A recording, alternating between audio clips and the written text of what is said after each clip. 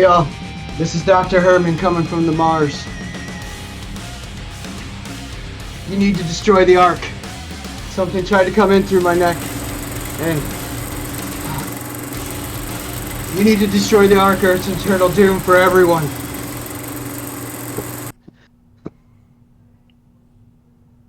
It's SOP to call in reinforcements when a situation. We are the reinforcements.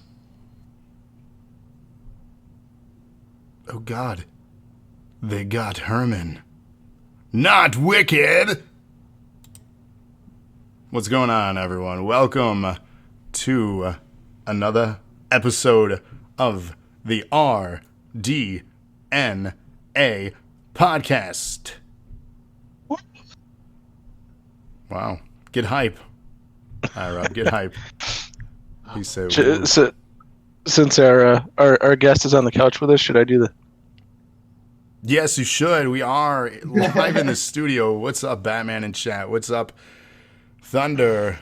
Hoku in the house. What's going on, guys? Welcome back. It is the rDNA podcast. The R stands for real, R-E-E-L, because we keep it real. I'm going to keep doing that until it catches on. I'm sorry, guys. I'm not sure if it will, but sure, keep doing it. It's worth a shot. It's worth a shot. What's up, listeners? What's up, people in chat live with us? Thank you for joining us. Tonight's movie was actually a prize in our last month's bit donators, and Rob was actually one of the top bit donators, so he, the co-host of the show, picked the episode, kind of going against, like, giving it back to the community, but Rob was like, screw you, I'm picking. So he was adamant. So thank you, Rob, and sorry, listeners.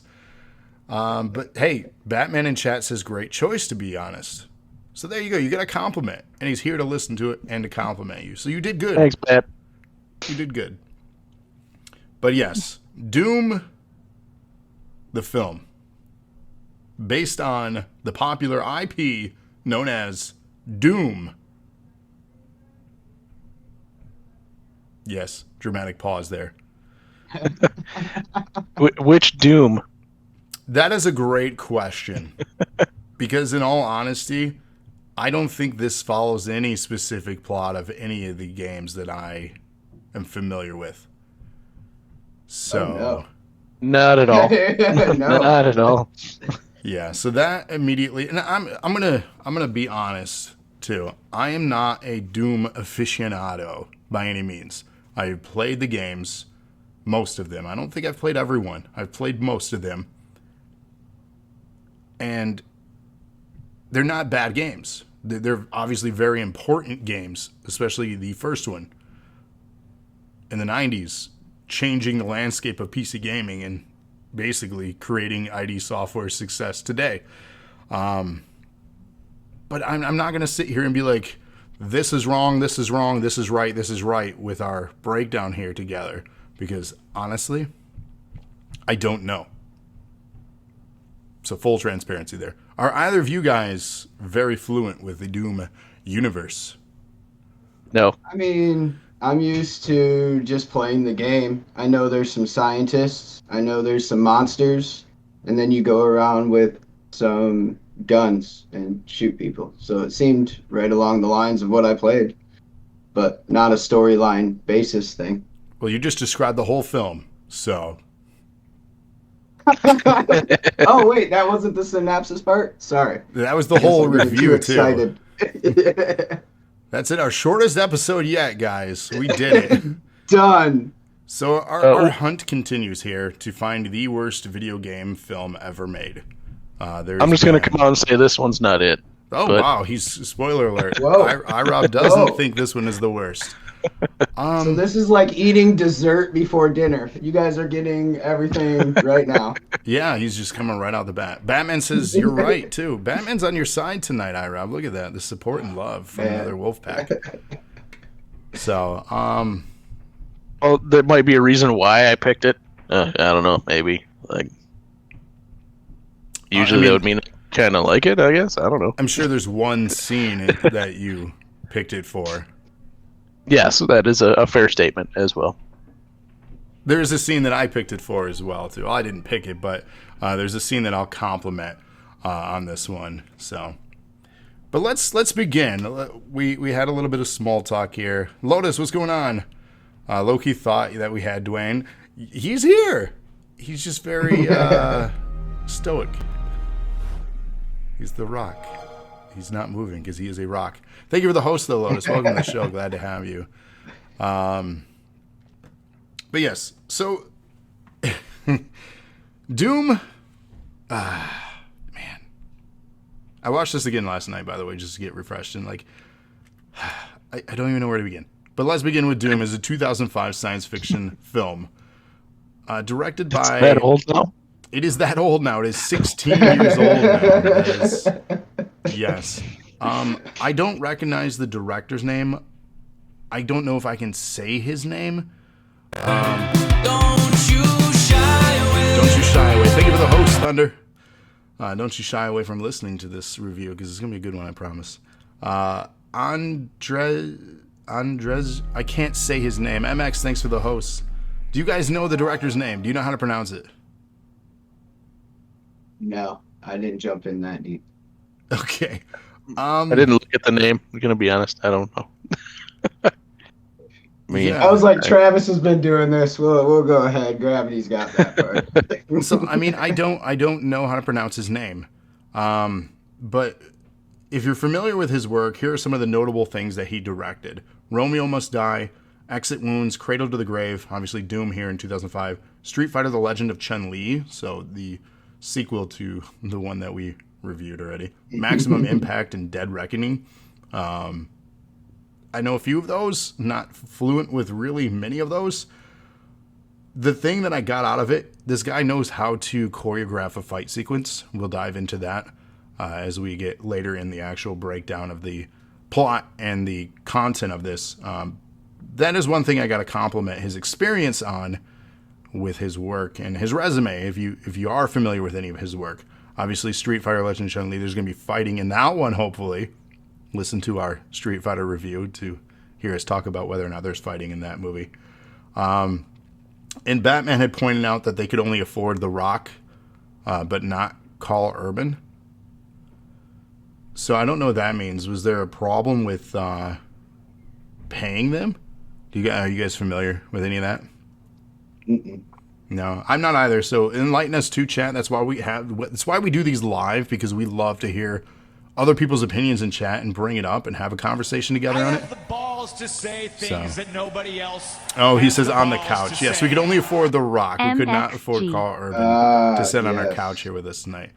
That's why The Rock is smiling, because he knows we get the better actor. And the prosthetics too. We had to chip out for the prosthetics. So it's true. As you can see, Herman's a bloody mess. He's been through hell. I thought there was scheduling conflicts. Carl just couldn't be here. That's what it was. Yes, that's it. Pandemic. So he didn't want to be within 6 feet of The Rock, I guess. It's true. This couch it is was very actually close coming quarters. out of iRob's pocket, so he did not come. It is. This episode is funded basically by iRob. So again, thank you for supporting this episode. Catch you later, MX. Take care, man. Hope all is well. Jack, what's going on? So yeah, it stars The Rock, Karl Urban, Rosamund Pike, Razaaq Adoti. I'm terrible pronunciations, and this is not a good role for me right now. And of course, Dwayne The Rock Johnson. He was credited as The Rock at this time. Still, he had not fully embraced Dwayne yet. So he didn't embrace before his he Johnson was yet. the movie star. This was when he was still just the ex-wrestler. Basically, because he was just coming off a couple of years of Scorpion King, and then other things that were success from that, if you want to call it success. For those that can't don't fault him where he's at now. So no, by no means, Not at all. by no means. For those that are unfamiliar, in the film, a group of Marines are sent on a rescue mission to a facility on Mars where they encounter genetically engineered creatures. Released October 17th, 2005 in Los Angeles, 21st in the United States, and then within the next month and a half worldwide. Running time of 1 hour and 4 minutes, which I felt was honestly too long for this movie. Definitely dragged. It had a budget between $60 and $70 million, and it made 58 in box office. So it didn't make its money back. Yikes. Yeah, it was definitely long, and I actually looked at the time, and I looked down, and I'm like, oh, it's an hour in. We still Yeah. got 40 minutes left. Yeah, that's kind of the point that I felt too. Like, I don't want to say I was bored with the film because the pacing felt fine, but there was just. My take on it, just there was a lot that just necessarily, for what it is, it wasn't needed. Yeah, no, there's a lot of just stuff Hmm. and not a lot of substance. Added storylines that didn't need to be there because it was only going to be one. It was Doom, you know. Yeah, people were watching this movie because they wanted to see things get shot. That's Basically, I mean, and they if you were looking for that, they achieved what you were looking for. Like, if you were going in with low expectations, you know it was a science fiction, basically science fiction horror almost, with like demons or almost zombie-like creatures. You were getting what you wanted out of it. Like, it had a decent budget. The creature effects didn't look awful. They weren't like amazing. But, and I think the thing that helped, they used practical effects. yeah. I was gonna say Yeah. it doesn't look bad now, even though it's 16 years old, because it is what it is. There was somebody in a suit, not Yeah. trying to do. I equated it to a low budget Resident Evil, like the monsters wise. Yeah, Apocalypse. and I'm glad you bring that up too, because a lot of elements of this film reminded me of the Resident Evil film, the first one, anyways, with the Marines going into a facility and monsters being in it. Like, it was very tight corridor. One by one, things were happening. I mean, this is the exact like plot points, the beats that the first Resident Evil film had. Yeah, and that's part of the. I don't like. They could have called this anything, and it would have been the same. Like, calling it Doom was just trying to capitalize on the name. It didn't have really much to do with it. Yeah. Batman asks, how many times did Sarge, who's played by The Rock for those that don't know, that's his handle, which I thought that was a fun little nod. Sarge told Portman to shut the F up. How many times? A lot. Yeah. Although if you want to cast a guy to be a Weasley character, that actor, I wish I could remember his name. He is perfect for that role. Yeah. I wish. It was. I think that would never fly. Like, his character would never fly these days. I don't think.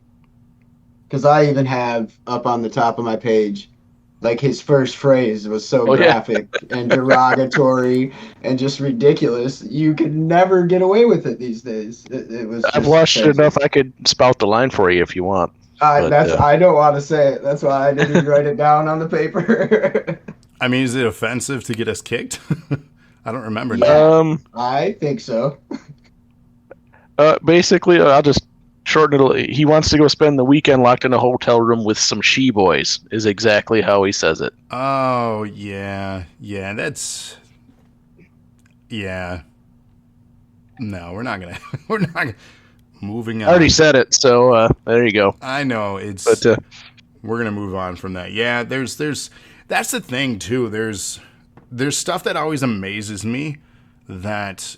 And this shows you how much the world is evolving and we're learning as far as culture and, appropriate things to say and what we shouldn't say. Even in character. It did set you up where immediately you didn't like him from that point of. Well, of course, definitely did that. So yeah, so I guess it had its effect that because you weren't supposed to like him. So yeah, if you want to hate somebody right away, have them go right there with that. But that's the thing. Like, even thinking about, like, we're older. We're in our mid to late 30s, right? So when this came out, we were in our 20s. even like thinking of that short period of time and going back before then in the 90s when we were teenagers, you know, the stuff that we talked about in person, we couldn't say the things we said to each other back then, even in casual speak. And we meant no true offense by what we were saying, but we didn't realize, you know, how offensive some of the things we were saying. And it's interesting to go back and watch film specifically because it's a time capsule of things, you know, potentially. Maybe it's unintentional, but it's a time capsule of things that happen in society of the world at that period of time. And it's just general speech, especially music's the same. If you listen to songs that you like, and there's like, you're like, man, couldn't say that now. Right. Oh, yeah. For sure. Like, if they're doing it live, they're changing that one because they're not saying that live anymore. Yeah. It's interesting. But yes, if you want to get hate, though, that's a great way to get hate as a character. And they did a good job. He was not liked. He's just a gross character, too, in general. Like, he annoyed me. Yeah, slimy. Yeah. Yeah. He said it. For sure. A little bit of backstory on this. Spoiler alert, he's not when you're sad when he goes. Oh, there's another spoiler. If you haven't seen it yet, full disclosure, we're spoiling this movie during our review. But you've had 16 years, so I don't feel bad for this one. So, plus it's Doom. Do you really care if you're spoiled? You're still here listening to us. How do I know? Because you heard me say that. So you're welcome. After the film right deals with Universal Pictures and Columbia Pictures expired, ID Software signed a deal with Warner Brothers with the stipulation that the film would be greenlit within a year. So it was rushed, which some of the things look like it, because if you want to talk about generic, the set design for a lot of this was super generic. I felt like I was watching something from the Sci-Fi Channel. Like screensavers? Yeah, like super generic stuff. So Warner Brothers lost the rights, which subsequently had given them back to Universal, who started production in 2004. The film was an international co-production of the United States, United Kingdom, and Czech Republic, as well as Germany. So there's a lot of hands on this one. And I don't know if you guys noticed, like, I know they dub over voices a lot in movies, but you could tell, like, in a few spots where they were just dubbing over voices, and, like, it was kind of off just a little bit with The Rock and stuff like that. Yeah, it's definitely noticeable depending on the environments they're in, and that's where you have to have really good ADR, because you can tell when something's done in a studio. Yeah. Are we ready to dive into the plot? Yeah. Let's do it. All right. So Batman says they watched it on Netflix. I actually have a physical copy of this movie. I usually have it sitting with me, but I didn't bring it to the desk today. We have it on our Voodoo. Do you? Okay. I have a physical copy as well. I have the physical copy for the follow-up movie too, Doom Annihilation, which may be a future review sometime. Who knows? Who knows if Rob will pick that next if he wins the prize again. He's in first place right now, by the way. So he very well could. We'll see. We'll dive through the plot and let's have talking points as we go through. Interrupt me, please. In 2026, so just 5 short years from now, back then it was much longer, but apparently this is Mars in 5 years. Maybe Bezos is going to fly there next and this is what happens. Who knows? Ty, thanks for the host. In 2026, a wormhole portal, the Ark, to an ancient city on Mars is discovered deep below the Nevada desert. 20 years later, the 85 personnel at the Union Aerospace Corporation research facility on Mars are attacked by an unknown assailant. Following a distress call sent by Dr. Carmack, a squad of 8 Marines are sent to the research facility, which we open the film with.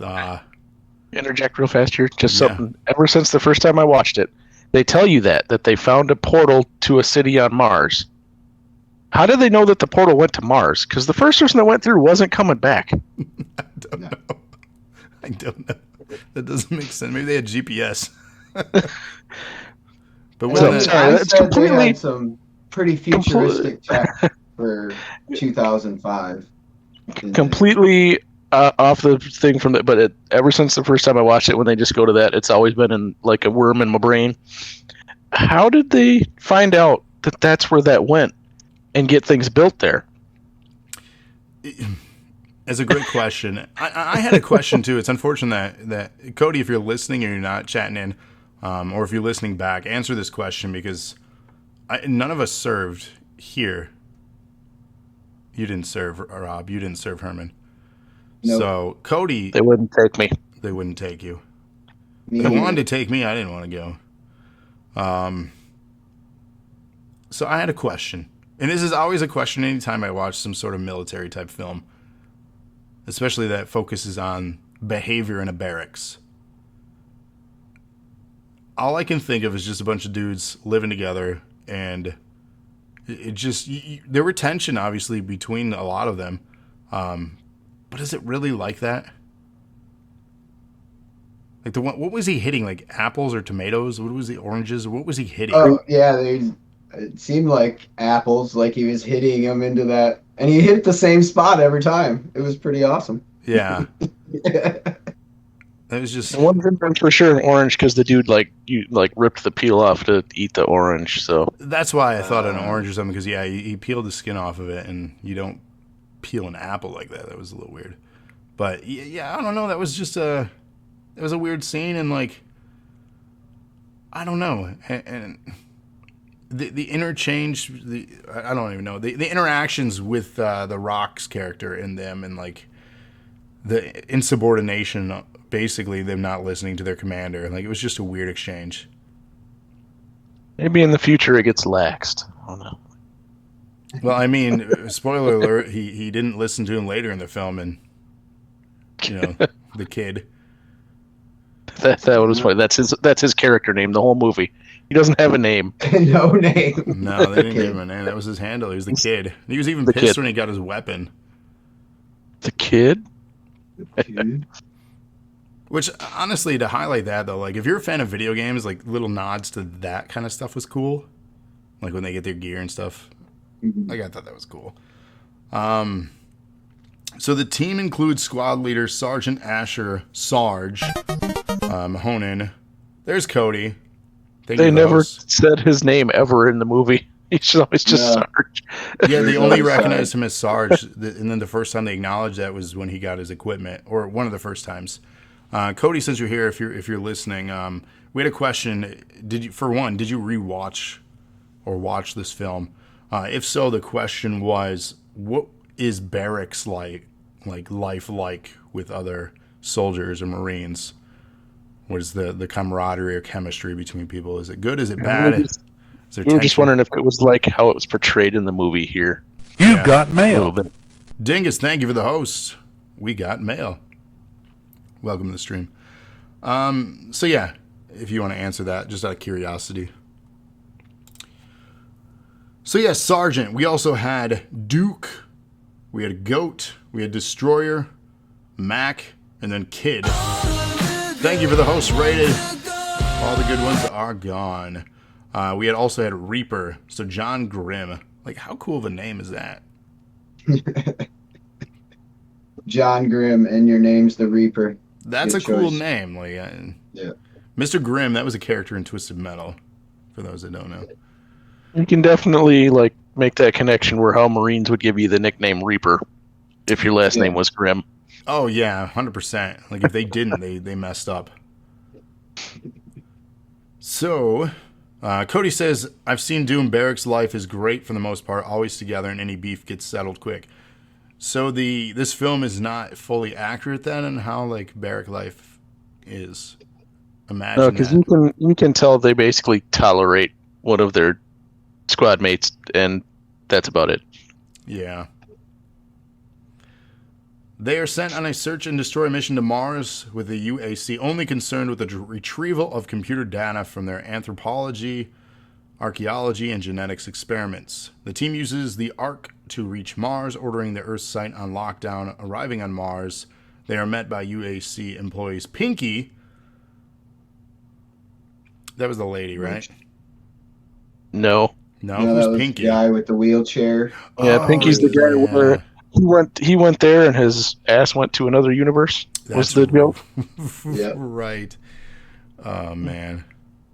Radit says I forgot to watch the movie. He's gonna watch it at the stream. Yeah, definitely watch it. See if we're right in our opinions or we're wrong. We want to know your feedback. I'm always right, just so we're clear. You just like everything though. Like that's. I'm having like second thoughts on having you host these because like you're just gonna be complimentary of everything. Not everything, just most things. That's okay. That's the new mission. We're not just finding the worst video game film. We're finding a film that iRob doesn't like. Yes. Which is going to come first, though? Are we going to find the worst video game film, or are we going to find one that Rob doesn't like? Or are they going to be the same, one and the same? They might be one and the same. Okay. Rated says, what's up, Wicked and Rob? What up? Batman Just says, I look think at he one. likes Rosamund Pike. I don't dislike Rosamund Pike. Fair. While searching for survivors in the facility, the Marines find a traumatized and injured Dr. Carmack and escort him to the medical lab for treatment, but he later disappears. The Marines shoot at an unknown creature in the genetics lab that leads them down into the facility's sewer. It's always the sewers. Always the sewers. This made me think So of did Aliens. Here's one thing. catch the doctor slurping the rat? Okay, I just had to put it on paper because he kind of like slurped up the Slurped rat right before it. I do remember that part, but it's the other one that doesn't make any sense. They built a high-tech facility on Mars, but it looks like the sewers everywhere on Earth. Yeah, you don't think you would not want to destroy a planet with pollution and sewers like you did Earth? And how is it just like a wet thing with standing water? I don't know. Like, if it was a high-tech facility, wouldn't it be a little different, you'd think, maybe? I don't know. You would think, like, scientists would want to properly, build a facility, not destroy, especially when they're probably terraforming a new land. But who knows? I guess we're not the scientists, are we? It reminded me a lot of Aliens, though. Like, a lot of this stuff, too. Mhm. Especially And then that's, like, super high-tech, but underneath was, like, a brick sewer. Yeah. They were in Brooklyn.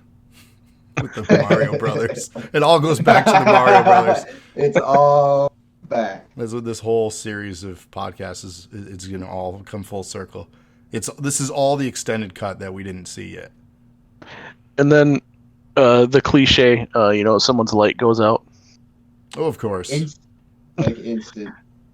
As soon as the monster comes at him, light gone. And then had to do the walk up, like you can see eyes, but he has to go, hello? Well, yeah, I mean, isn't that your reaction? The cliches. So yeah, they go I down don't know. to the I've never sewers. been in a tunnel with an alien, so one of these days maybe that will happen. Well, now you're We'll trained find and my you're ready. reaction. You know how to handle Yeah. the situation. So they kill Goat in the sewer. They then kill the creature and take it to the medical lab where Sam performs an autopsy and discovers that its organs are human. Dun dun dun. So when they had the guy and he had the thing coming out of his neck, the guy that supposedly died in the Goat. Goat, and they showed that, I got Dreamcatcher vibes. I don't know if you've ever seen that movie, but it just reminds me of what's his face sitting on the toilet and then that little monster coming up. And that was a good movie with Morgan Freeman. Thomas Jane. Narrating it. Yeah, it was pretty awesome. But those little monsters going into the neck just reminded me of that movie because it was pretty much the same thing. It's just like a cylindrical monster with teeth coming out of the end. So. I mean, that's been our description so far on this film is we're comparing it to things that already exist. It's like what iRob had said, too. This is El Generico. As far as this film goes, it's taking tropes from every film in science fiction or action or horror existence and just slapping Doom on it and then trying to capitalize on a name. So fun fact on that, the sequel, as I mentioned, Annihilation, was a straight-to-DVD film that came out in 2019-ish. Shocking. Well, here's the reason. So it was pitched for years in the 2010s to 2015s, and nobody would pick it up because of probably this movie. And then they had the Doom game for Xbox One, PS4 come out, and was a success. It was a financial and critical success. So somebody picked the movie up real quick, and it went to DVD in 2019. So I think that's the only reason why, which is because that success at the time. But and I'll be honest, I haven't seen that movie yet. So I haven't either. I don't know. Nope. We could have done a double feature on that because I do have it. But let's be honest. And back, Find it. and back to the goat thing too. He didn't just die in the sewer. They like drug him to the operating facility, and like he sat there and bled out for like 3 minutes of the movie on the table after them dragging him onto the table. Yes. Which was pretty crazy. He just lived forever with that hole in his neck and stuff just gushing out. I was like, what's going on here? He's still alive. He's still alive. Well, I mean, that's why I think this, like you had said too, got a burp, sorry, that this movie aged well was because of practical effects. So, like, stuff like that is cool. So she and Duke witness. Oh, don't you shy away. Thank you, Cody. Hi. Don't you go shying away from listening to our review now. Any of you. She and Duke witness Goat resurrecting and killing himself by smashing his head against a reinforced window. You know, in all honesty, until they explained that to me, I'm like, is he going to break through the glass? Even her reaction was like so... I don't know. She didn't have a great reaction because he was just standing there like, what is he doing? And she's like, oh. And he's just hitting his head on the window. Like, is he breaking through? They're doing nothing? Oh, he's just killing himself by hitting his head because he knew he turned. Like, what? That's the reveal? That's how we figure everything out? They needed to put that string together real quick before they put out the movie. They were like, oh, we got to let him know why he killed himself. And my thing is, like, out of all the other, like, you have to unload clips into the other ones, but him just bashing his head into a window 3 times, he killed himself. Yeah, Batman says he banged his head for like 5 minutes. Yeah, it went on for far too long. It was weird sequence in the dialogue having to describe, like, if you have to explain it like that, it's probably not a good plot device. You got to come up with a better way. But it was weird. The two are attacked by a creature. They trap it, and then they figure out that it's a mutated Dr. Carmack. The squad methodically tracks down and destroys several of the creatures, though Mac, Destroyer, and Portman all die in the process. So again, more generic, one by one. It's like a generic, like, bad guy or monster movie. Like, one by one, the squad is getting, killed. It's like Predator. Well, I mean, all these are the same. Yeah. Which is halfway funny. through, you have Portman trying to be the level-headed one, because he's like, hey, we got to call for reinforcements. We got to get more people down here and all this. And then Rock is just like, no, we are the reinforcements. Yeah, I didn't understand his character motivation. And like the turn of his character, spoiler as we get on to the plot, but like, is he just a jerk? Like, Yes. we got Doritos on the screen.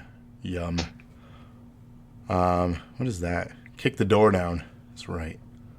It was just, I don't know. It was a weird. And then my thing was, like, they went through this whole big thing, and I know Mac wasn't a big character in the movie, but his whole thing is the creature punched his head off.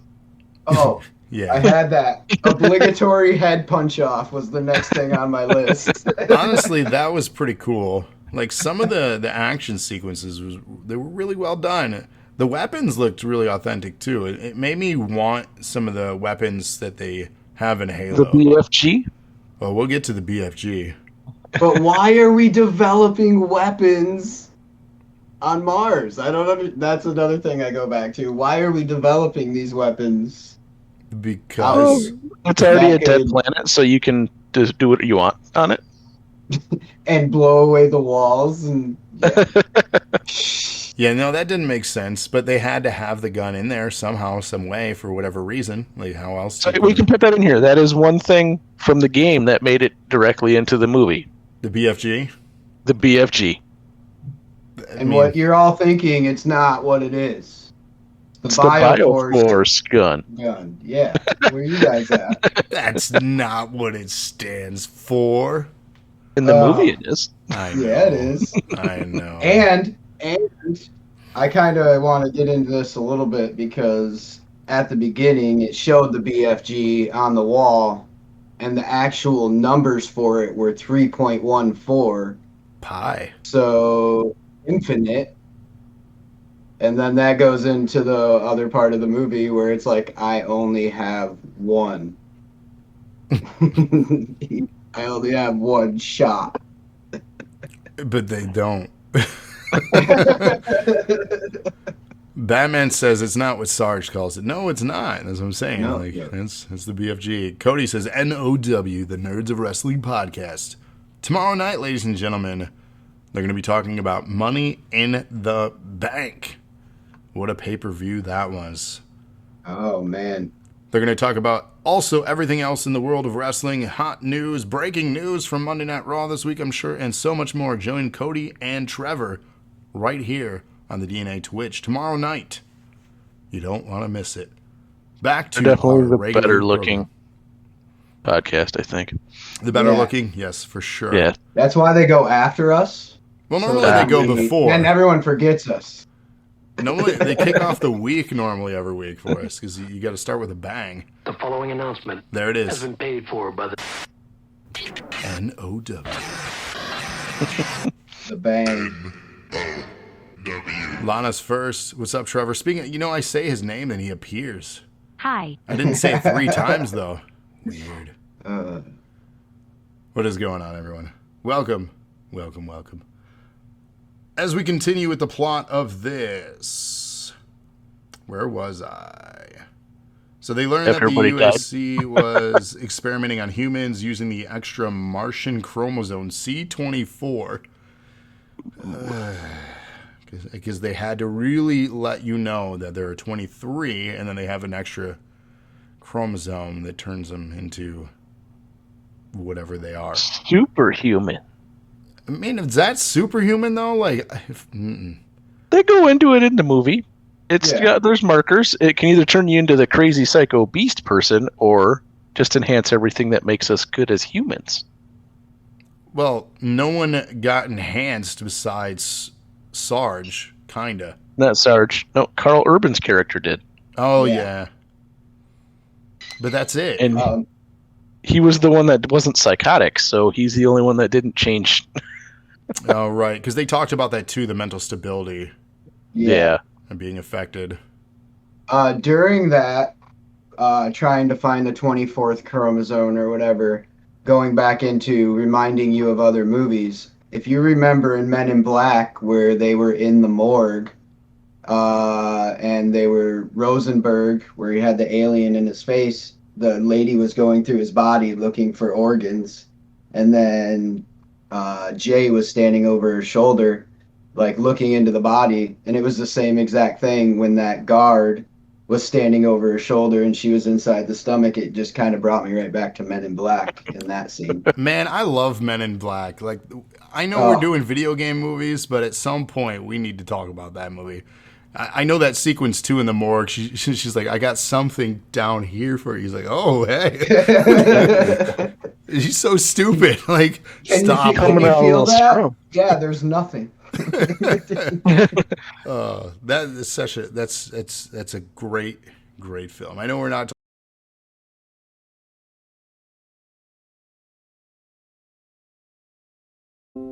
Like Gravity said, I think it's we're back. There's a lot of nods to old movies. There is a lot. I think we're back. Sorry about There that. we go. For whatever Sounds like we're back. yeah, for whatever reason, OBS decided to disconnect. I don't know what was going on there. And that was super annoying. We are getting some rain here in a minute, but I don't understand how that could affect things. But hopefully You can send some of that up if you want. We need some rain. Yeah, I will. Trevor says it is storming. that could be the situation that we're happening, so I apologize.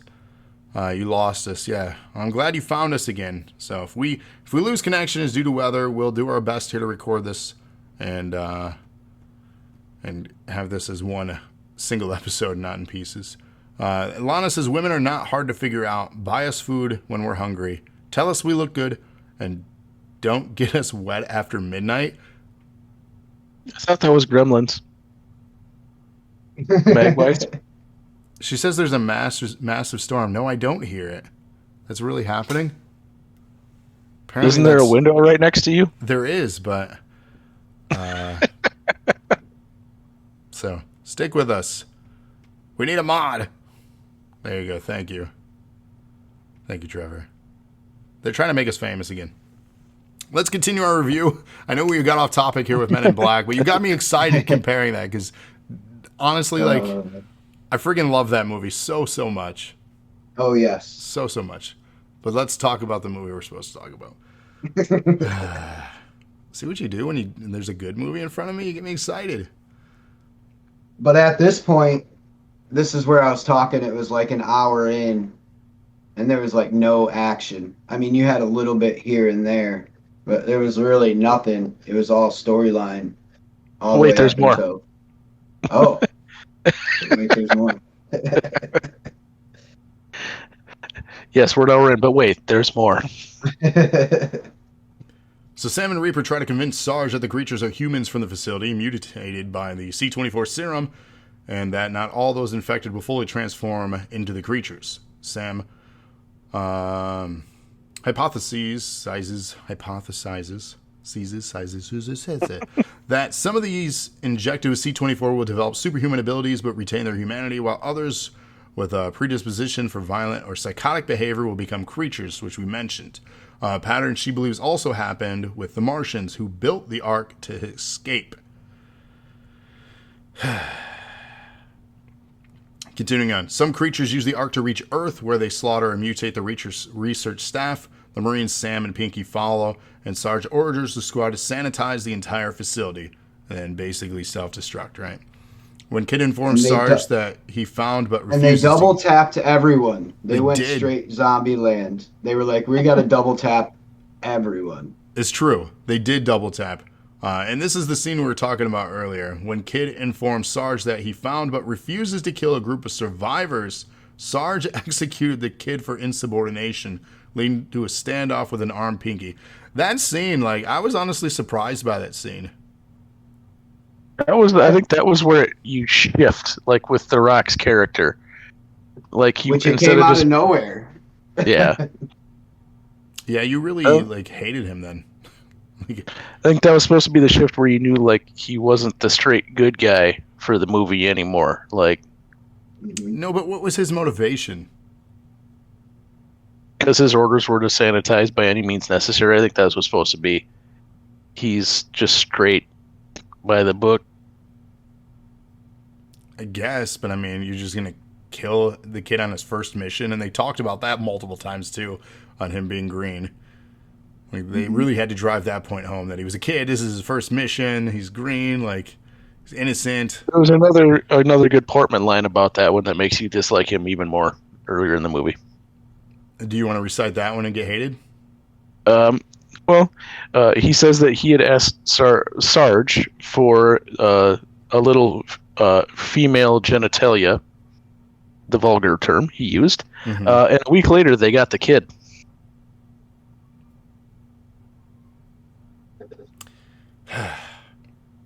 Yeah. So again, they gave him some super cliche, not cool things to say to just make you hate him right off the bat. It was good. And they did. I mean, did it need to be in there as far as dialogue? Again, 2005, different time, I guess. The director obviously thought it needed to be in there. I guess. And the editor and everybody else.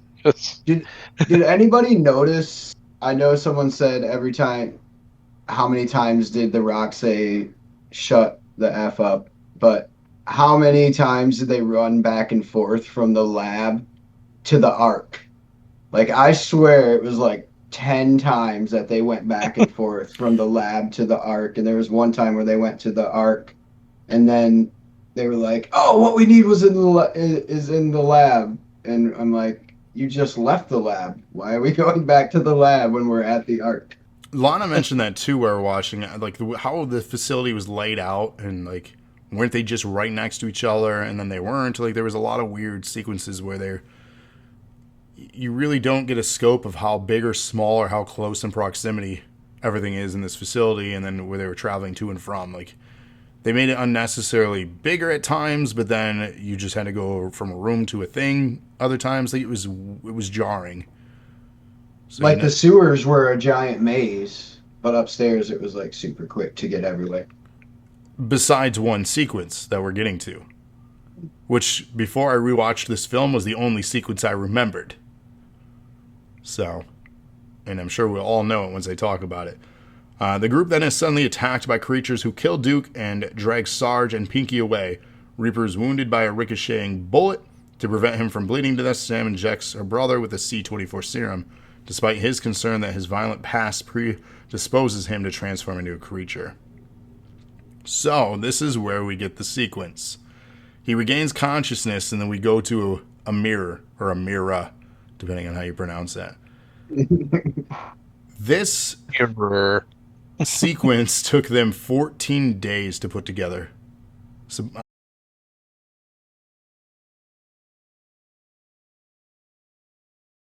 Days. Oh, We're yes. back. Are we back now? so we should be back. We are back. We are back.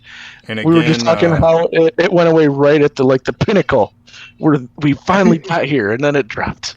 Yeah, it did, and back. So I apologize. Thanks for those sticking with us. Apparently, there's a storm randomly rolling through. I didn't even know it was supposed to rain, but apparently here we are. The storm is affecting our podcast tonight, which is fantastic. We'll do our best to stick with it. And for those wanting to listen to this without interruption, check out our podcast on podcast platforms, Google, Apple, Spotify, and so many more. Search for Dose of Nerd Acumen. And you can listen to these or catch this archived on youtube.com/Dose of Nerd Acumen. We even have an rDNA YouTube channel right now just for these shows.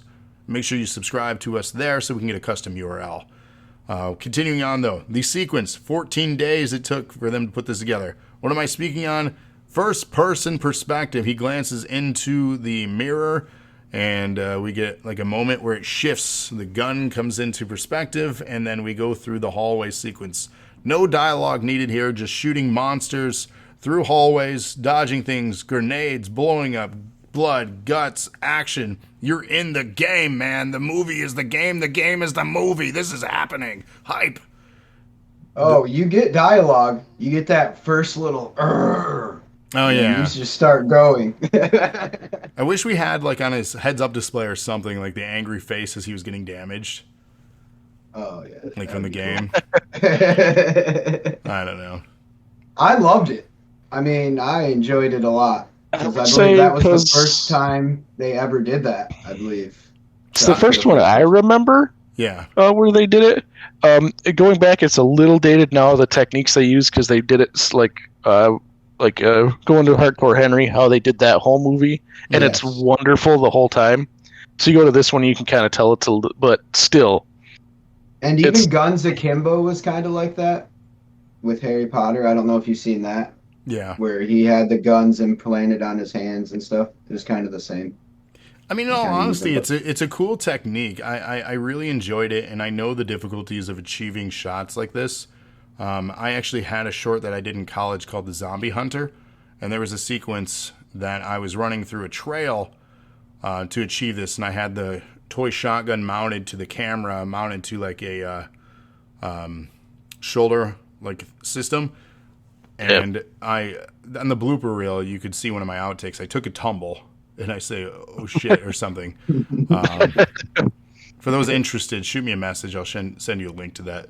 But it was troublesome. And then the best part about that shoot that I had done, I'm exiting the woods with a few other people from my college class for the project, and then we're surrounded by police. Somebody called the cops on us. because we had a toy gun running around in the woods, and they had one of them was a K9 unit, and leaving the wood line, I'm like, this is a camera, this is not a real gun, it's not a thing. It was a college production. My hands up the whole time. They had their guns drawn on us. I'm like, oh my god, I'm gonna die over getting a grade for college. So they're like, do you live here? I'm like, this is my apartment. Like, we live right there. They're like, go inside, you're done. I'm like, yeah, we got our shots that we needed. We're done here. We got an A on the assignment.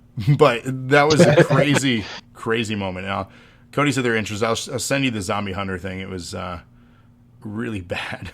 But the sequence that we did was cool with the gun. So that's the only reason I'm connecting it to this sequence. So yes, first person perspective, whether or not it was the first ever done, I don't know. If it was, they did a great job. Like I said, it's the only sequence I remember from this movie before rewatching it last night.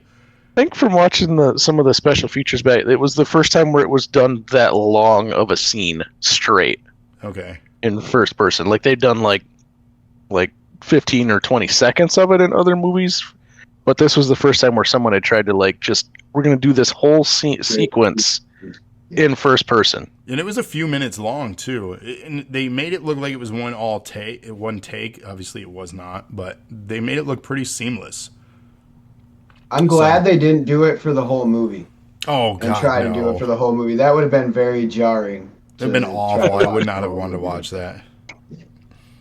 So Reaper regained consciousness, finds his wounds have healed, and that Sam has gone missing. Using his new C-24 superhuman abilities, he fights his way through the facility, even battling a mutated and monstrous Pinky, which the one in the wheelchair had mutated into an interesting thing. That was one of the few CG ones in the movie, so that one you kind of tell. You had to. That would be tough to do practically. Oh, yeah. They found an unconscious Sam with Sarge, who has become infected and has murdered the group of survivors Kid had previously found. Reaper and Sarge battle. So we talk about fight sequences. They were definitely connected to like tether systems with the way they're like flipping and throwing each other through walls. It was fun, like fight sequence. It was over the top, but they were really selling their superhuman strength and stuff. They had to do it this way. So I get it. But you could just tell they were like on those like tethering systems, the way they like flip just perfectly in place and float. One part that always makes me laugh, it's supposed to be The Rock, so Sarge has a metal pole that he's supposedly wrapping around his arm. Yeah. That they put like the metal bending sounds to, and you look at it, it's just literally like something with a wire inside it that he's wrapping around his arm. It's not believable that it's a piece of metal whatsoever. Oh no, that thing was so flimsy. Like that looked bad. That looked real bad. So they battle, both of them enhanced with superhuman powers. Reaper is able to gain the upper hand and throw Sarge through the arc back to Mars with a grenade, which was cool. I thought that was really cool, tossing it back in there. Destroyed Sarge in the Mars facility. Reaper then carries his unconscious sister into the elevator and rides back up to the ground level in Nevada. Hence, that wheelchair monster, I'm not going to lie, was probably one of the best things I liked about the movie. Is how they portrayed that. With the wheelchair and the big head on the front where it's trying to eat the guy. That was really awesome. Yeah, I mean, that was a proper mutation if you're going to give somebody a mutation, relate to who they are. I was kind of disappointed that they had that fight at the end. I was like, when I watched it, I was like, there's no point for this fight at the end. All I wanted, I mean, if you would have ended with the video game first person sequence and maybe like just a sequence of them exploding the facility and making it back to Earth, I would have thought that would have been cool. I just didn't think there was need for a Karl Urban Rock fight at the end of the movie. No, there's really not. You had to get your action in the movie, didn't you? Yeah, but then there's no more monsters. There's no more anything trying to attack them or anything. It's just them two fighting. I'm like, okay, whatever. Yeah, it's a face-off. I mean, I really didn't care about. Like, it's weird and unfortunate that the leader of the platoon, if you will, the mission leader, ended up being the generic bad guy in all this. The boss, if you will. I mean, he was the boss, and then he was literally the boss. And that's where this movie really fumbles for me, is its plot. Like, it wasn't great. It was generic, incredibly generic. Yes. And like, it really could have been swapped in for any film. They just labeled Doom for this. This is a generic science fiction action / horror film. We've seen these tropes. We've seen these tricks. The standout for me was the first person sequence. If you removed that, I don't even think I would speak highly of this film at all. And here you go. Shocking. Rob likes this movie. Not shocking. But I 100% like it is a generic sci-fi movie. And I say it all the time, like generic sci-fi movie with, at the time, like the coolest 15 minutes. Or however long that scene is. Like, the rest of it, you could watch any sci-fi movie, and then you watch that 15 minutes, you're good. Like, you don't have to. So let me get this on record, just in case we drop again with our connection. I don't hate this movie, but it's not a good movie. That is a thing. No. That can be a thing. You can like bad movies. It's okay to like bad things. Just watch anything that I review. You can like bad stuff. It's fine. Batman asked, did you like Mario Bros? Yes, he did. As soon as you heard Rock say I wasn't supposed to die, that kind of just like, you're like, you're going to hear a lot more of these little lines coming throughout the end of the movie because there was a lot more that came out that you were like, really? And then he started doing parkour towards the end. Like he's like jumping through things and like jumping up on top of things. And I'm like, The Rock was doing parkour in this movie. What is going on? Speaking of The Rock, it's interesting his film career in general. He really hadn't, and I don't even want to say he's hit a stride because I have a lot to say about The Rock as an actor. But he hadn't hit who he is known as today quite yet with these. So around this time, he had done like The Scorpion King. I think he had done like Walking Tall and God, what was the other one he had done around then? There's several like smaller roles, but he had a few. The Rundown. The Rundown. There was a couple others he had done around this time. He was still skinny muscle Rock. Like he still had like skinny kind of like, not like skinny, but he was just like not as big as he is these days. Right. Yeah. No, I mean he's a dude that like reversed how you should be built in life. Like, like he started just The like older he gets, the bigger he gets. Yeah, he started as like thick boy, like a football player, right? And then he just went like super beefcake, in his older years.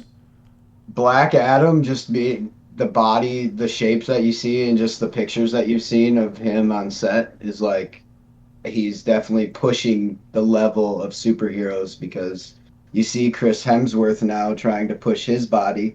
Yeah. And everybody said that he was doing that for Thor. And I'm thinking in my head, no, he's doing it to play Hulk Hogan. I'm like, he's beefing himself up to do that. Brother. So, I have a love-hate relationship with The Rock. Okay? And for those that don't know, I am a huge wrestling fan. And The Rock was one of my favorites in the late 90s, early 2000s, during the prime of his wrestling career. He clearly had left to do things like this, be in Hollywood. But the reason that's important was because he is a man of charisma. The most electrifying superstar, right? He oozes charisma. These films don't showcase that. And even in a lot of his film roles today, he's just kind of goofy, corny Dwayne Johnson. He's not acting per se in a lot of his stuff. He is just an exaggerated form of what he's able to be. And this is why I have a love-hate relationship with The Rock or Dwayne Johnson, the actor. Because I feel while he is good, entertaining, and engaging, he kind of is the same in almost everything. Isn't there a lot of actors that are like that, though? There are. And I shouldn't be just shaming The Rock for that because he is one of the highest paid actors out there. But at the same time, even with this upcoming Jungle Cruise film, I'm like, he looks like he's wearing the same thing from Jumanji. Like, did you just go from set to set and you're playing the same thing? Like, I can't tell the difference. Well, I think you just said it right there. Is he's getting so big and that everybody wants him in their films. He's not, I mean, he has the charisma for wrestling, but he's not like he's not an actor that can change. Right, he doesn't like have a diverse catalog. You have Benedict Cumberbatch that plays Doctor Strange and sounds like an American, and when he talks outside, he is straight up British. I don't think are European, and I'm like, I don't think when you have The Rock, you can see The Rock doing a British accent or an Australian accent or something like that. Yeah, it would be interesting to see how deep his actual acting skills go, because he doesn't change his voice. He doesn't. But is he cast to do that, or is he just cast to be himself in everybody's movie? So that's the thing. The money draw. Is he appealing to the majority demographic that want to see him for doing what he's doing? Yes. So he's not going to step out of that comfort zone. They're not going to cast him in something that's considered a risk. They're going to play it safe with him. You're going to get what you're going to get, and you expect what you expect, and people are okay with that kind of stuff. It's the reason franchises like the Fast series is doing so incredibly well 9 films and a spin-off later. That blows my mind, because for a moment there, they took a drift. You see what I'm doing here? They took a drift where they're really, really bad. And I'm like, that's the end of that franchise. Yeah. And then all of a sudden they're like, no, we got Bruce Willis. No, we got The Rock. No, we got like... Oh, we got a guest star. Oh, hey, Frankie. So, like, that's a franchise that does not appeal to me. I'm sorry if people like it. I know Rob, you like everything. I do like it, but I'll tell you, I know it's ridiculous. I don't think that you're watching things that people could do in cars. No. Like, I know, but I just find it entertaining. So that's my fault, is I can find entertainment in a lot of things, I guess. And relating to The Rock, he is in some of those films as well. Yes. We also have Wonder Woman in the early ones. Gal Gadot. It's kind of weird. What a comeuppance her career has been. Jason Statham. Oh God, you want to talk about typecast actor? Did you see Groot planted in the front yard of the house of Dom's house? I'm just kidding. Wait, what? Trevor says, I only watched one Fast and the Furious, the Tokyo Drift one. Oh, God, why would you watch that one? All of them? Out of all of them, why that one? Yeah, that's not... Don't do that one. But you can say the same thing with the typecast, because I love Will Ferrell, but he plays the same character in every movie. It exists for so many actors, and I get that. I'm not singling out The Rock here, but we're talking about him because he was the featured talent in this film review of Doom.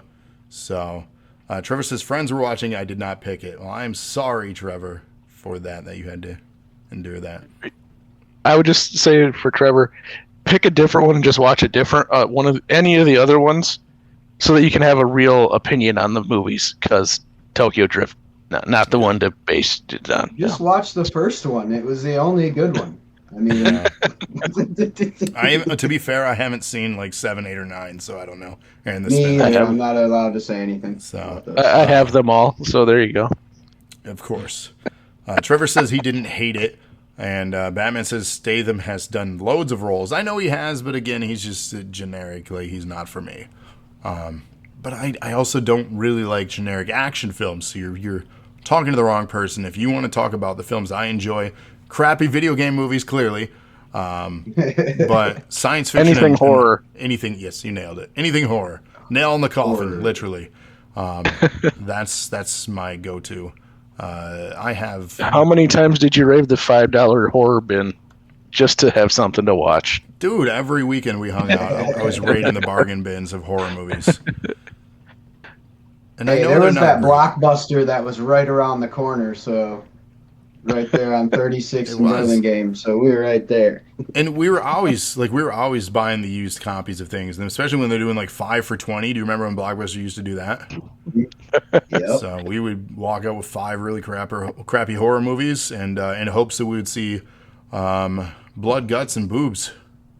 Pretty much, yeah. So. But that was the criteria for if Trav wanted it. Is it a horror movie? Okay, I want it. That was. Pretty much. that genre it can do very wrong. I don't want to say it can do no wrong because there are a lot of bad horror films, and I am particular though with horror. The other game that I played along the lines with Doom was Duke Nukem, and they've never made a movie for that. What's up with that? They did, didn't they? Did they? Wasn't Mark Wahlberg in one? A Duke Nukem movie? No, that's a different one. What was that one that he's in? He was the Duke Nukem. The horror movie podcast. You guys want a horror movie podcast? Oh, whoa! Really? Whoa! I could do that. We are. Yeah, I could do that one with you too, but it'd be this. Like, I'd like everything anyway, so I don't know if you want me on anymore. So, if people ask nicely, maybe I'll do more horror stuff. I am the resident horror guy. Speaking of resident stuff, that is something this special episode we need to do as we get closer to October, or in October, reviewing the Resident Evil live action film franchise, especially with a new one on the horizon. Mm-hmm. Speaking of Horizon, that'd be a fun one to review. Event Horizon. That is a severely underrated horror movie. That is such a good movie. It is. It really is. Especially when I played Dead Space, I got so many notes of that film in that game.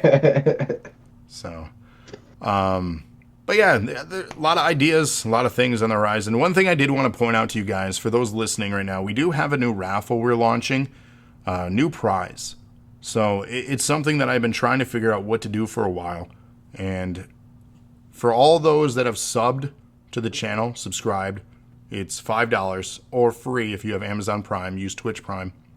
And we get some of that, and Twitch gets some of that. So we do get to make a little bit of money off of it.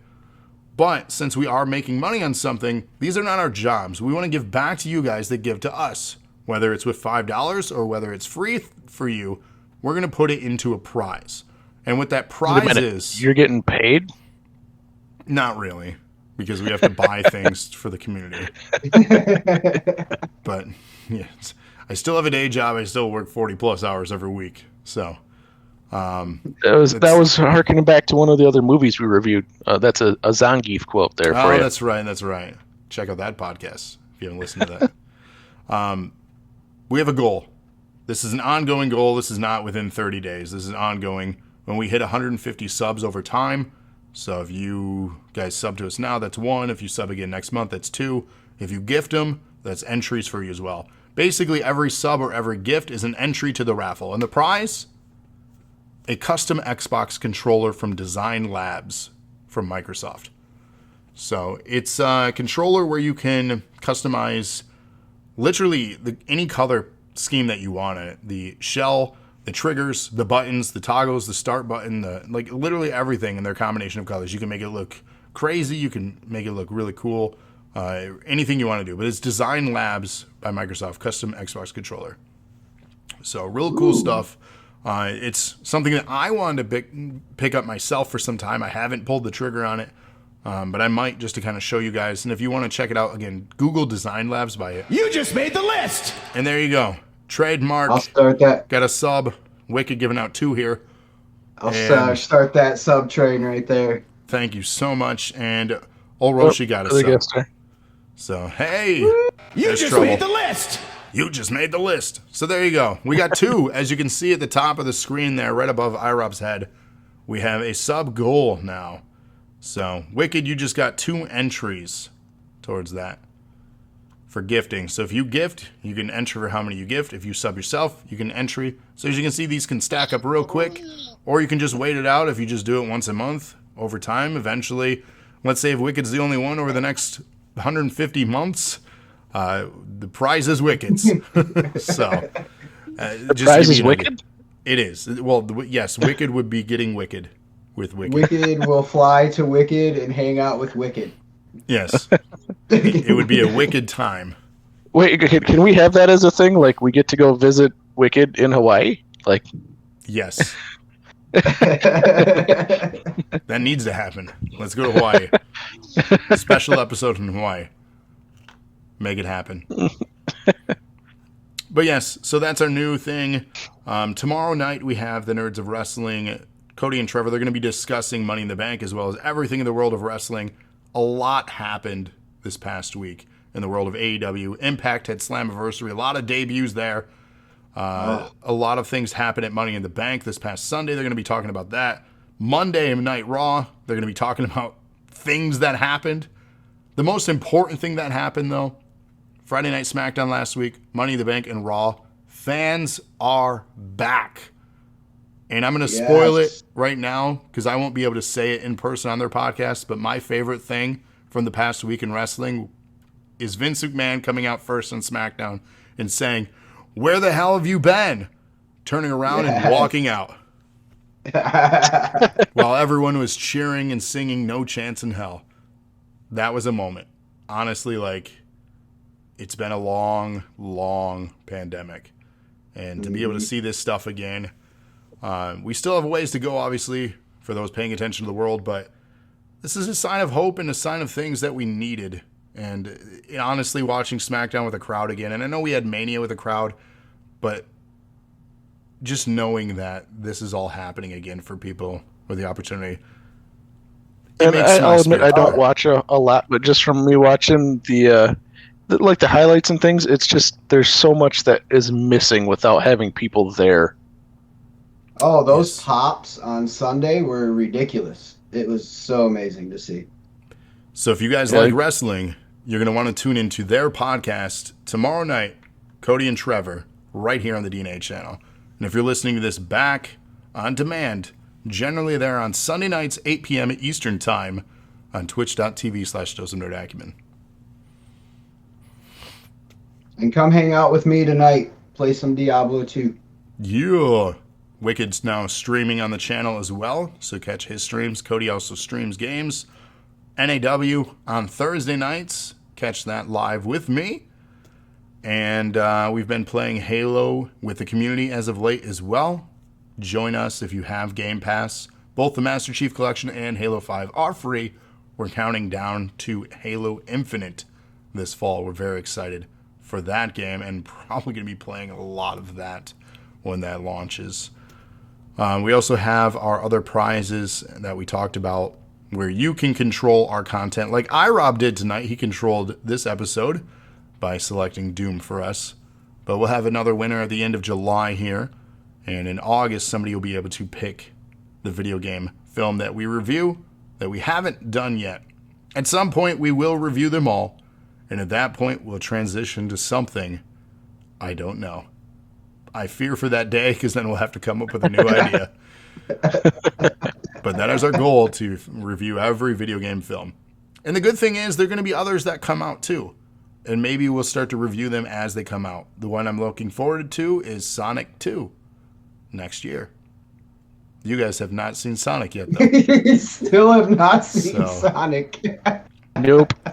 Here's my plea. If you win the prize for July, pick Sonic for us to review. Please. Please. I said please. I don't say please a lot. My wife can attest to that. He really doesn't. It's true. It's true. Besides that, I feel like I'm missing something. What am I missing? A fully functional brain? And that's generally missing. Cody, if you're still with us, did I miss anything? Trevor, did I miss anything? I know Trevor's usually on it, doing all the plugs. Oh, mRNA podcast. Thank you. I knew I was missing something. Closing out July next week, Tuesday, not literally closing out the month, but our last podcast for July will be the mRNA podcast, the music review Nerd Acumen podcast. If you guys haven't listened or watched yet, check out Bo Burnham Inside. That is what was picked by Ty. Huge shout out to Ty for that choice. And we're going to be discussing that comedy special / film thing experience. It's available on Netflix, from my understanding, as well as Spotify.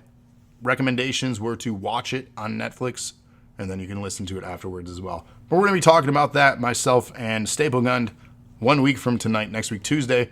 Be here for that. And that's going to be a lot of fun.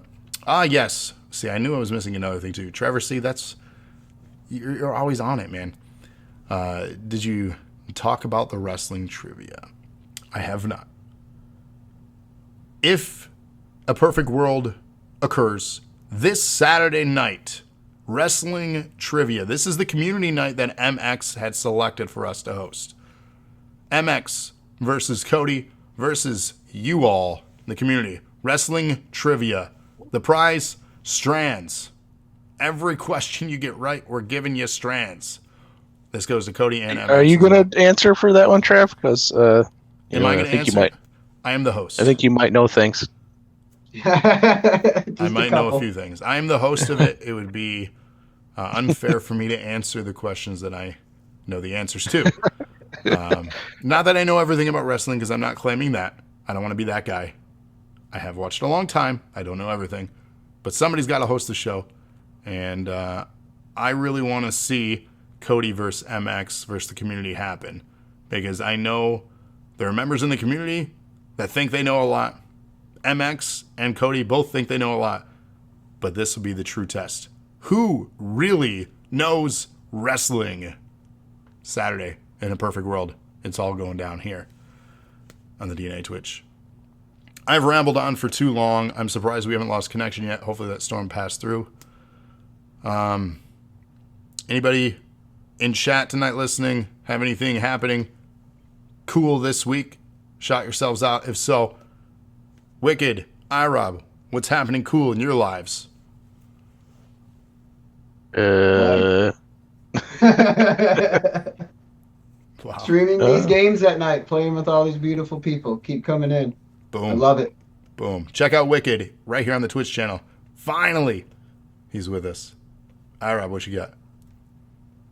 Just live a normal life. Be there Thursday, talking trash with everybody, like normal. It's true. NAW continuing to be a lot of fun. Thank those that support that show on the DNA channel here. We're over 350 episodes. That's so humbling and incredible. We have new house shows that we've launched. The House of Wolves. Too sweet, boys. Woo. There you go. I was waiting. I don't know if anybody's seen this week, but we have an extra Wolfpack member. That's all I'm going to say. Ooh, too sweet. So check it out. House of Wolves, episode 350, available on the YouTubes. We had a house show today and tomorrow at noon as well. If you haven't watched the special from today, some crazy things happened. You should check it out. Tomorrow as well, and then we're back live Thursday, NPC on Friday. So you're going to catch a lot of extra content with NAW if you're into the wrestling stuff. But other than that, you guys plan on winning matches sometime? Damn. Why? What's the point? We show up every week and people watch us anyway. We don't need to win. It's true. We're in demand, win or lose. Just show up in the red and black, baby. For life. For life. It don't matter. Wins and losses, it don't matter. We'll always be on your tongue. I don't know if I want to be on people's tongue. Yeah. I don't know if people want me on their tongue. Honestly, like that's the other side of that one. Now that I've made everyone feel awkward, go check out Doom if you haven't yet. It is available on Netflix, at least in the UK. I don't know if it is in the States. Check it out. There are multiple ways to find it. You can purchase a physical copy for under $10. You can rent it for a few bucks. You could find other ways of watching it as well, but we don't endorse that. But you can. It's a thing. Let us know if we're right or wrong. Leave a comment. Tell your friends. Tell your relatives that we exist. And thank you, iRob. Really exist? Yeah. But yes, thank you, iRob, for continuing to co-host this with us. And Herman for the 2 gifted subs. Thank you. And also thank you for the work that you put into your attires. For everything you do, your attention to detail and commitment for things is definitely appreciated by myself. Hopefully the community appreciates as much as I do. I feel they do, but I can't speak for them, but I am speaking for them. They do. Damn it.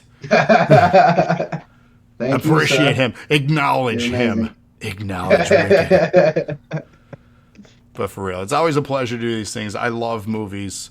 I love talking about movies, whether or So not they're great. good or not. It doesn't matter. I don't know if you had to add the about movies thing. I just love talking. Yes. Yes. I've worked in customer service a majority of my life, and there's a reason for it, damn it. I was given this gift of this voice for a reason, damn it, and I'm sharing it with the world. You're welcome. Turn up your bass when I speak to you. No? Okay. You need to turn up the bass and sit on the speaker? What? Whoa, this is not Howard It's Stern. not the Howard Stern podcast. We're not. Was that Private Parts? Yeah. Yes. Yeah. God, that movie was bad. How do we all remember that movie? Like, Because we were teenagers. Giving it to us at a young age. Jeez. Why would we not remember that? This is why we are the way we are. We're not apologetic. Acknowledge Cena's as Batman. Will we? Stay tuned for that.